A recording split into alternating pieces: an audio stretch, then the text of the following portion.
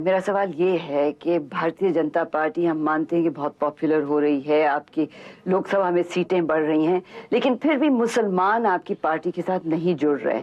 इसकी क्या वजह है? मुझे यकीन है कि हम 5 साल किसी राज्य में राज करें, 5 साल केंद्र में राज्य करें, तो हमारा आचरण, हमारा ट्रैक रिकॉर्ड वह इन सारी बातों को तोड़ देगा, जो बातें सब लोग मिलकर के, हिंदुस्तान की सब पार्टियां, और पार्टियां नहीं, हिंदुस्तान का जो एलीट है, सुशिक्षित वर्ग है, उसमें कुछ सेक्युलरवाद के बारे में धारणाएं इतनी बद्धमूल हो गई हैं पिछले 30 सालों में, 50 सालों में नहीं कहूंगा।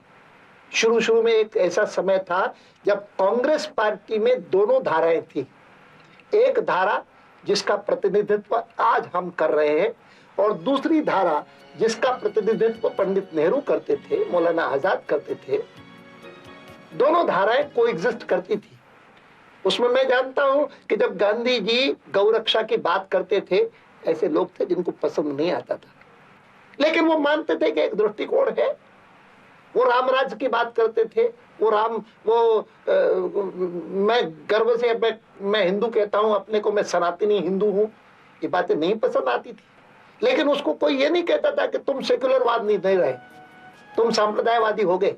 लेकिन 1950 में सरदार पटेल की मृत्यु के बाद नेहरू जी का जो विचार शैली थी, वह विचार शैली केवल कांग्रेस पार्टी पर नहीं छा गई, लेकिन हिंदुस्तान के बुद्धिजीवी वर्ग पर छा गई।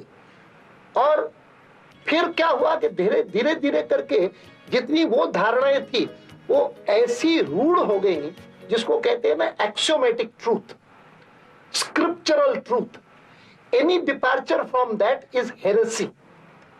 हमको इस प्रकार की कठिनाई का सामना करना पड़ा है कि हम जिस समय हिंदुत्व का शब्द प्रयोग करते ही लगता था ये क्या हो गया, इसको क्या बात कर रहा है, हिंदू की बात करता है।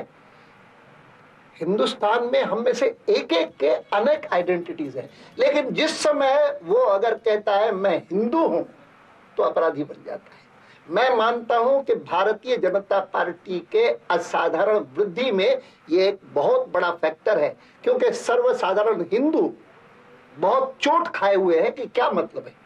अगर सेक्युलरवाद के नाम पर मेरी हिंदू आइडेंटिटी के बारे में मुझे संकोच करना सिखाया जाएगा, तो मैं समझता हूं कि बीजेपी जो कहती है वो ठीक है।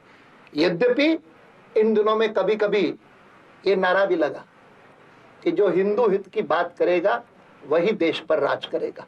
और मुझे याद है कि जयपुर में भारतीय जनता पार्टी का अधिवेशन हुआ था, और मेरी रथ यात्रा के तुरंत बाद नारा लगते ही मैंने सार्वजनिक रूप से खड़े होकर के कहा था, ये जो नारा लगा रहे हैं वो ठीक नारा नहीं है।